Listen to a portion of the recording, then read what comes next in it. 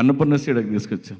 నాగార్జున గారు ఎలా చూడగానే అబ్బా ఎంత హైట్ ఉంది, ఒడ్డు పొడుగు, ఎంత బాగుంది ఈ అమ్మాయి, చాలా బాగుంది, సినిమాలో పెట్టేద్దాం, సరే ఈ అమ్మాయిని ఆడిషన్ చేద్దాం అంటే ఆడిషన్ ఏం అక్కర్లేదు పెట్టేద్దాం అన్నాడు. ఆ అమ్మాయి నాకు అన్నీ తెల్దు అంటుంది సార్, అదో చిన్న టెన్షన్ ఉంది నాకు, సరదాగా ఫోటోలన్నీ తీద్దాం, ఫోటోలు తీయడానికి మేకప్ అడిగాడు. వాడి దగ్గర తీసుకెళ్తే వాడు బొంబాయి సార్ పిల్ల అని అడిగాడు. అవునరా కొద్దిగా మేకప్ చేయను. స్వీటీ మొహం ఇలా పట్టుకుని ఈ మొహం ఏంటండి ఎక్కడున్నారు ఉంది, ఇక్కడి నుంచి అంతవరకు మేకప్ వేయాలా అని అడిగాడు.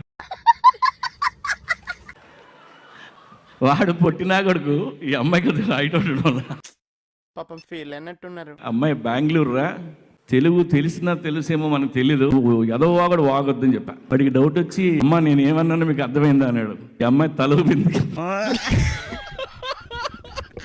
తెలియక వాగాను, ఈ విషయం నాగార్జున గారు చెప్పకుండా పుట్టోడికి దోలు తీరిపోయింది. తర్వాత నువ్వేం చేస్తున్నావు, యోగా టీచర్ అని చెప్పింది.